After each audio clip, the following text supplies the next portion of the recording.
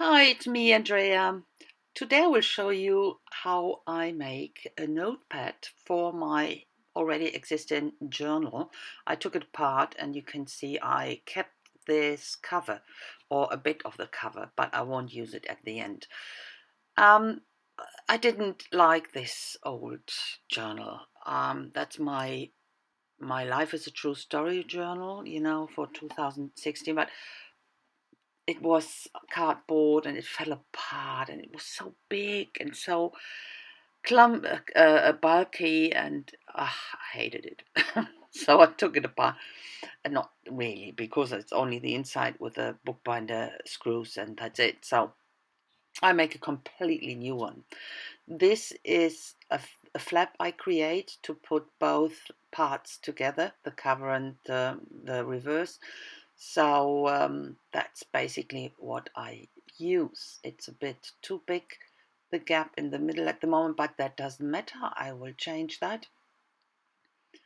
And it's too much space. It will be too big. So I can see that here. I don't need that much space for it. 2050 already in mid of September. So yeah, and but it's easily to fix, and I make basically a new crease, and that's it. I could have cut the rest off, but I left it like this. More support, I think. So I use here this drywall tape. I got this really white one, and to give this flap more stability, and at the end I will put even more on. I have this burlap, it's a very fine burlap. I will put that on top as well, and that is so stable now on that. So um, yeah, there won't happen something. This is the gel medium I'm using for putting it down, to gluing it down. But this flap will have the most work to do, open and closing and open and closing. So it should be very, very, very safe or secure, that nothing will happen, that it doesn't fall apart. And the next big thing is, of course, to attach it to the cover and to the reverse. And I will use the gel medium as well, and that really, really glues tight. Won't happen something. So from both sides, glue it, and that's it. When that's dry, I will cut that off. So on both this chipboard, the chipboard, it's really, really hard and good quality one. It's not very flimsy, so it's not really chipboard anymore. I don't know what you call it.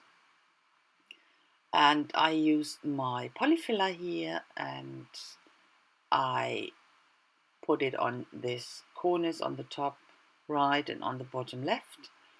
And what I do is I use this little spoon to put some pattern in, texture. That works quite well. And the good thing with this polyfiller is it dries quite quick, and you can work fantastically on top. With modeling paste, it's so difficult to find the right moment to get this print in. Okay, you can see that's how it looks. Really like that. So I go on with my iron. That's iron base, the base you put down. First thing is I have to put down a very thin layer as the ground or the preparation, and let that dry. I dry that with a heat gun very quickly. It dries in a minute or two. And on top of that goes the last layer, then really a thick coat of this iron ground. That's pure iron mixed into a medium, so into a gel medium. So this needs, of course, a bit longer to dry. In the meantime, I can work on that flap. I start with gessoing it from both sides. I won't do that much on it, of course not. That's white, this gel medium, and I will already attach it to the reverse. I put some holes in already, as you can see, only as a guideline. I have to go through again afterwards. Now, I need a really heavy book, but that's dry now, and that's tight, absolutely tight. That won't come off easy, believe me.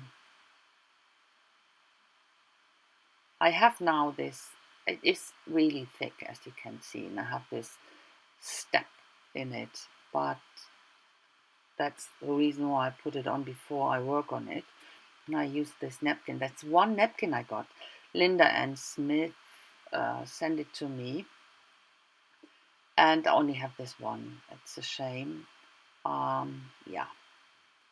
And I used one of my, they're a bit similar. The style is similar, so I use it. Bits and bobs for that, and cover it completely.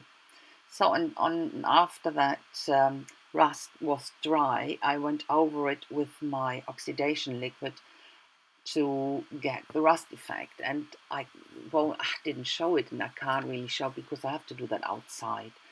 It is quite stinky. It's a chemical solution, so I don't want to do that inside.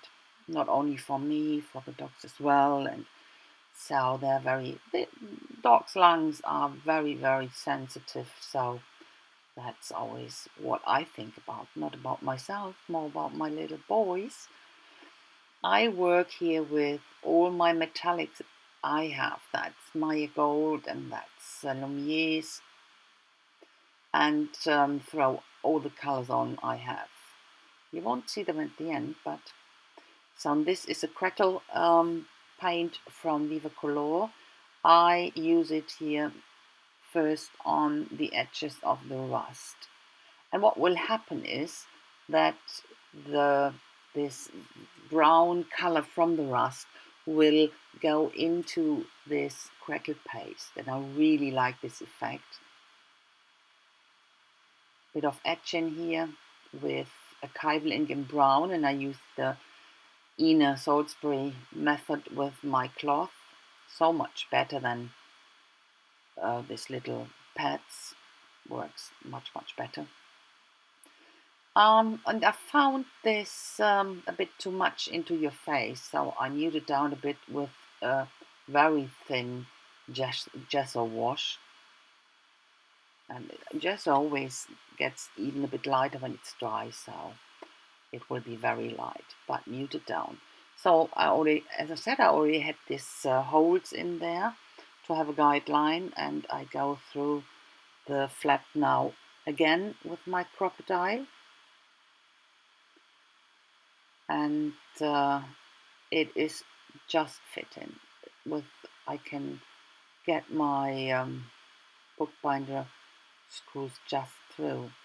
So that's how it looks at the moment. You can see that's dry, and it took on this rust effect, or not rust effect, but the rust color. And I decided I want to put some of the crackle paste on that area as well, that I have, that it goes as I made the sign in one line. But that's a quick thing to do.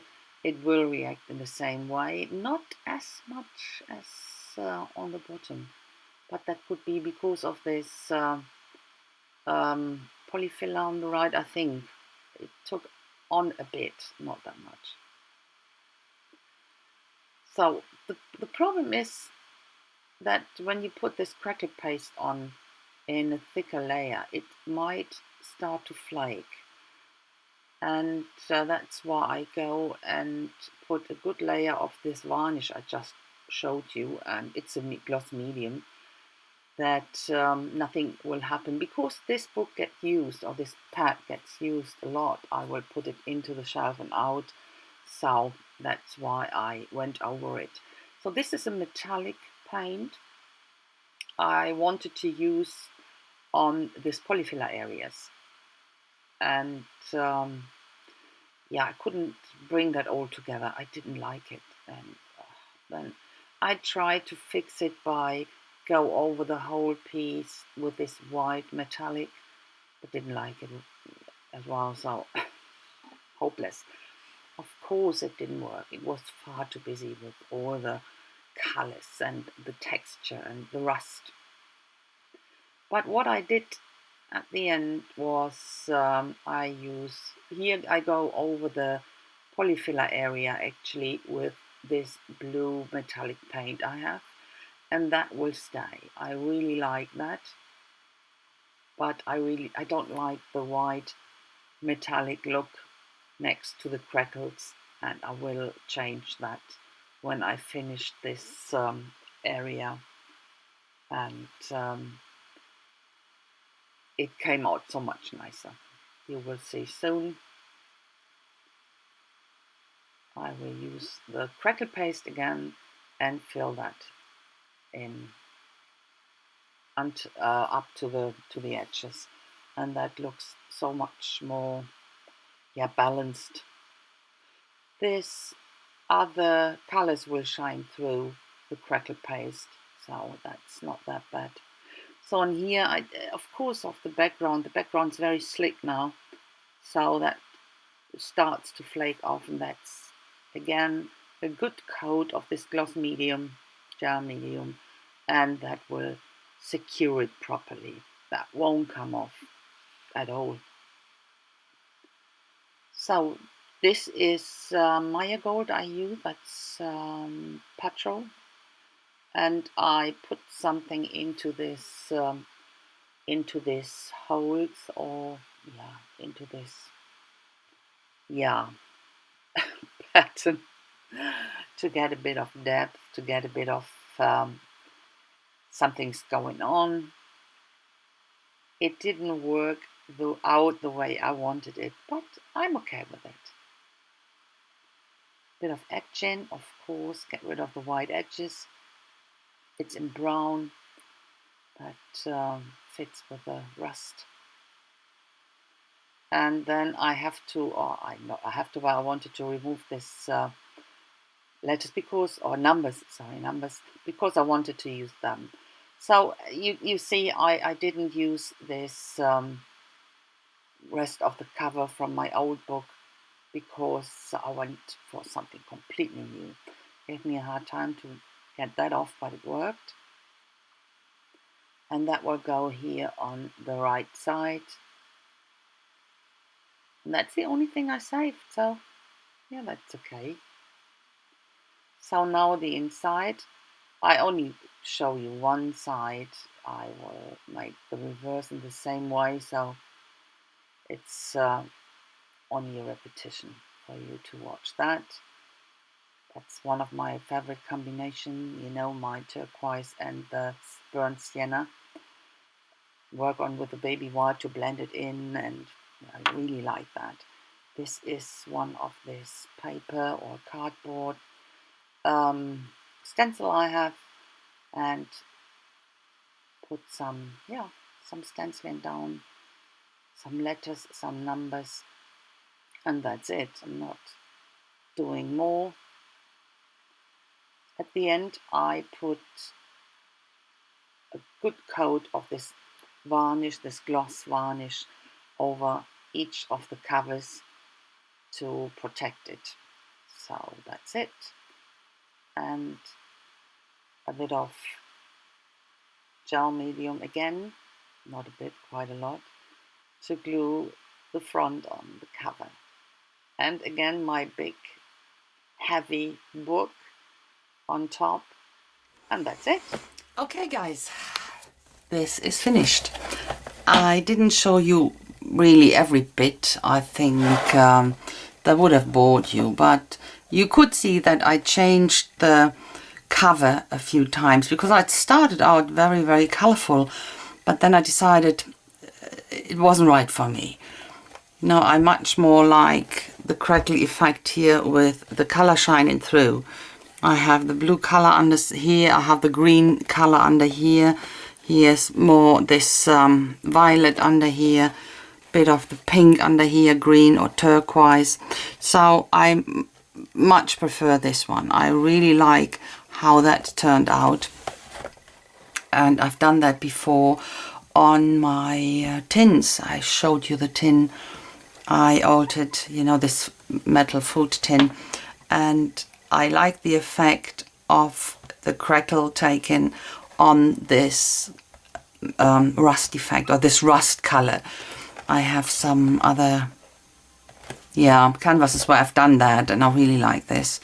And I had a bit of a different idea with this bit here, but it didn't work out color-wise. It didn't all work out for me. So it is so busy with all the crackles, with the rust, with the texture, that I think putting so many different colors on would ruin the whole thing, my opinion. But that's my journal or my notepad journal. So the only thing I rescued, I started, my initial idea was to rescue this cover thing I had from my This Is My, or My Life Is a True Story journal, but then I decided to make a complete different thing. That's the only thing I used from that old journal. These numbers, I rusted them, so fit perfectly with the rust here. I really like this. When you have a closer look here, absolutely fantastic. I love that so much. And then the color from the rust goes into here. Yeah, that's it. You know, that I think that came out nice, turned out nice. And then the inside, you saw me making this, and I've done the same on the reverse. I didn't show that because it's a repetition. So you saw this, of course, and I really like this one. I wish I would have more of this napkin, Linda N. Wink wink. So, and I already put my pages in, and you saw I made these holes with the crocodile, with the big one, and this book making screws are just fitting, so it's just enough. I have to press it through a bit, and it's a bit tight, but that's great because then it's not shifting around, you know. And simply put it through, screw it back, you know, like this. You can screw them on and off and take them out and put them in again. That's what I do, because I work here chronologically from the top to the bottom. So the first one is on top, and I work my way through. So that's why I always have to open them. But that's easy when you have these screws. And yeah, I quite like it. I hope you like it.